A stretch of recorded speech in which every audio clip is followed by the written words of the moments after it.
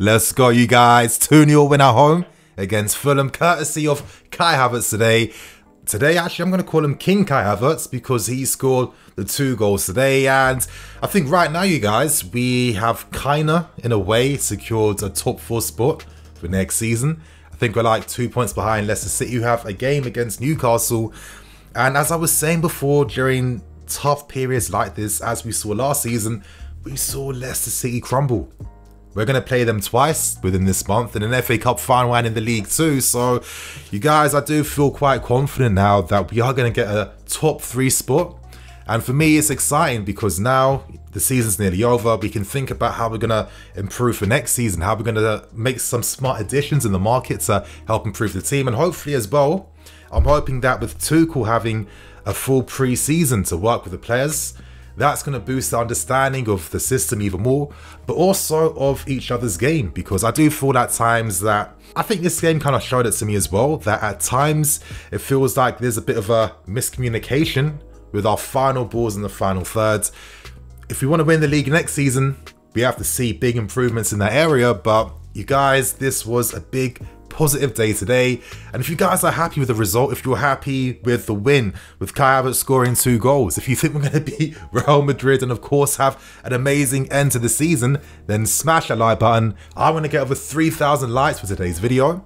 And now to start things off, let's discuss the lineup, because for me, one of the most interesting lineups we've seen from Tuchel in probably since when he first signed for us, all the way a few months back. But with this lineup today, we actually saw a formation change. I think at the time we all assumed that Mason Mount would be playing in the pivot alongside Gilmour, but I think there was a game recently where, I think it was against Brighton, where Mason Mount played in the pivot role, and I felt like it didn't necessarily work to Tuchel's standards, in the sense that Mount wasn't just sticking to his position. As we've seen with Jorginho, Kante, they keep their positions in the pivot. They keep those central positions. And Mount likes to go forwards. He likes to drift to the left-hand side. And, of course, naturally, I think because Tuchel knew he was going to have to rest the midfield for Real Madrid, he had to adapt how he played the system today. So today, Gilmour was essentially by himself in midfield. In front of him, he had both Mason Mount and Ziyech kind of playing in the half spaces just in front of him. And then to get that midfield protection, that was essentially coming from the wing backs or one of the wide centre backs pushing up to help him. So this was a difficult game for Billy. This was a Fulham team today who came out to attack. They want to survive. They want to stay up in the Premier League. They need to score goals, and they use a very brave 4-4-2 system, going man for man, pressing us high. And of course, that caused some issues at times. But regardless, I thought that Gilmour still did quite well, considering that this was an unusual role for him, that he was by himself. And, other than maybe a handful of passes that went a bit iffy, still strong, still solid. And yeah, it was interesting to see Tuchel using a variation of the back 3 setup, because we haven't seen variations since when he first signed for us. And I kind of liked how he played today. I felt like this is one of the most offensive lineups we've seen. Essentially at times this was like an attacking four with Ziyech, Mason Mount, Kai Havertz and Timo Werner. And I do feel like, especially against games like against opposition like Fulham, you have to be more brave. You have to go for it more. You need to get the goals. And with this system, that definitely produced that. I felt like with how we were using this, what was it, like 3-1-3-3, 3-1-4-2, 3-1-5-1. I mean, I don't know. That's how fluid our attack was in the final third. But, I just felt like it allowed us to play more vertically. It allowed us to play vertically actually better. I think that's why there was so much space for Kai Havertz and Timo Werner to run into, to run off, to link up with, etc, etc. And, maybe, hopefully, maybe next season we see more of this, because now we have very difficult games after this Fulham one, and I'm not expecting us to use a system like this again. But it tells you exactly how Tuchel thinks, and for me the system played a big positive in allowing us to beat Fulham today. It allowed us to exploit their really high line. I understand why they did that, but a part of me kind of thinks, okay, if you're Fulham, why did you not maybe start the season playing offensively, then end the season defending? Yeah, it's beyond me, you guys. It's absolutely beyond me. But this game really benefited Kai Havertz. Now, with Kai, I do feel like, you know, we can't forget he is still a young player. You know, he's come to the Premier League, which is not the Bundesliga. The intensity levels is completely different, and, you know, I have felt like at times he does kind of struggle when the game is very tight. You know, I feel like Kai is a player that does well in space, and I think that's why Tuchel has been using Kai as more of a forward player, because he's someone that likes to time his runs expertly. We see his high footballing IQ when he, you know, just curves his runs just to make sure he's beating the offside trap against oppositions. It's brilliant, and you know that he's in his natural element based on how he finishes, because you see the level of composure behind it. You know, this tells you that he's thinking a step ahead every single time.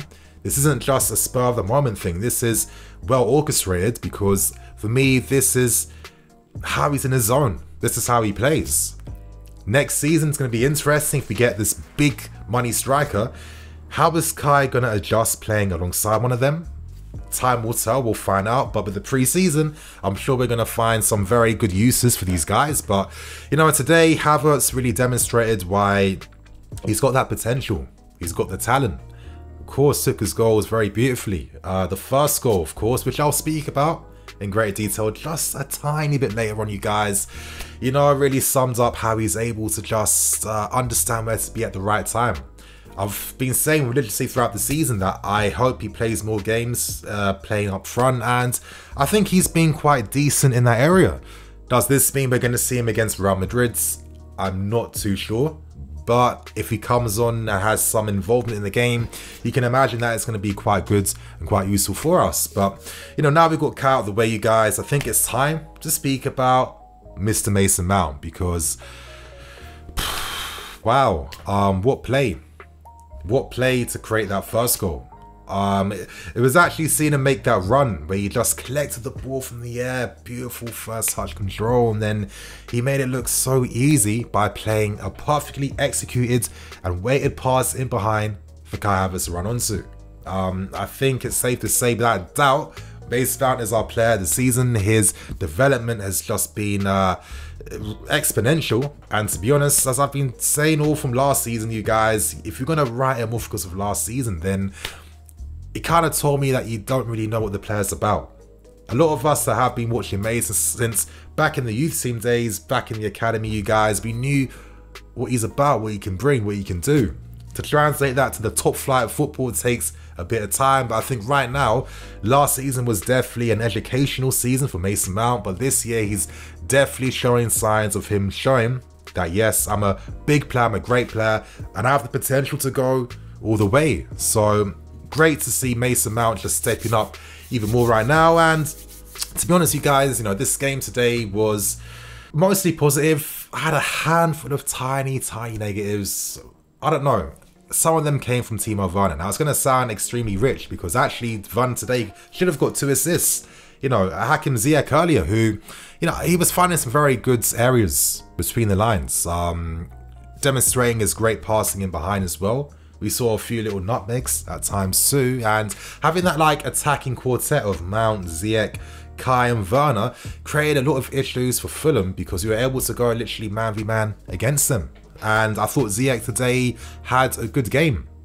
But at the same time, you know, I do feel like there is that miscommunication between understanding runs, because there was a few times Werner was not making the right run in the game, and, you know, there was potential to create attacks from them if you got it right. But, you know, I'm sounding very harsh, but that's not going to take away from his very positive involvement in the game today. Of course, he should have got an assist earlier. Ziyech should have buried that, in my opinion. Should have gone, you know, top left corner, not hitting it low, where it's easy for Areola to save. That was the wrong decision. And of course, in the end as well, he actually got an assist by setting up Kai Havertz, where they both combined to really good effects. But you know, it's interesting that I'm still not seeing Werner being the attacking player, getting on the ends of these moves. You know, he's the one that, you know, plays the final pass to someone else, but he's not actually the one getting on the ball himself to put in the back of the net. So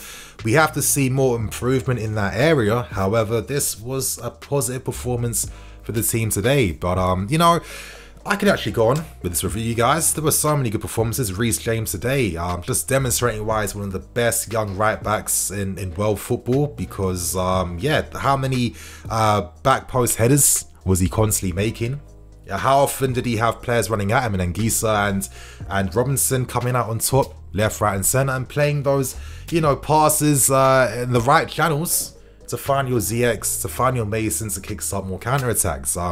Very impressive performance from Reece James. But right now, you guys, for me, you know, Tuchel definitely made the right decisions. In his press conference, he was saying at the time that, you know, it had slight apprehension because, of course, you have a game like Fulham in between massive games against Real Madrid.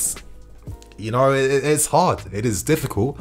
But I feel like it's in moments like this, when the pressure really turns up, this is where you see Tuchel shining, and Tuchel shining like a diamond, to be honest, you guys, because, you know, he's been there in these positions before. He knows what to do. And when I look at Tuchel for us now, I get the vibe that he's just a guy that's learned from his mistakes, that's mastered them, and has really gone to a different level as a manager, which is absolutely amazing for us. And I think from next season we can really see what Tuchel is fully about. But right now, you guys, it's time to be positive. It's time to think towards the future. We have some massive challenges to come in this month. But one player that was definitely challenged today was Edouard Mendy, because Mendy today, for me, he demonstrated why we don't have to sign a new goalkeeper. I'm sorry. We don't have to sign a keeper. It feels like overkill at this point. I'm actually happy to keep both Mendy and Kepa to be the two keepers in the team. I think that's more than good enough. The guy is one of the best keepers in the league, without a doubt. And, you know, this game also showed us Tammy Abraham getting a rare appearance, and the irony being that when he comes on, we actually stop playing attacking football. We look to sit back and create counter-attacks, and, you know, our strikers don't really touch the ball much anyway, if that's Kai playing up front, Werner playing up front, whatever. So it was a bit of a shame that Tammy couldn't get as much involvement in game, because he's probably not going to get many minutes until the season ends, you guys. But anyway, you guys, at that point, I'm going to wrap things up and keep things moving. Right now, I'm just focused on Real Madrid. So, yeah, it's going to be so big, so crazy, but we're good enough to do it, you guys. And yeah, I'm the EFC. This is Blue Lines TV. I'll catch you guys later with the player ratings video coming out an hour for this, so stay tuned. Cool.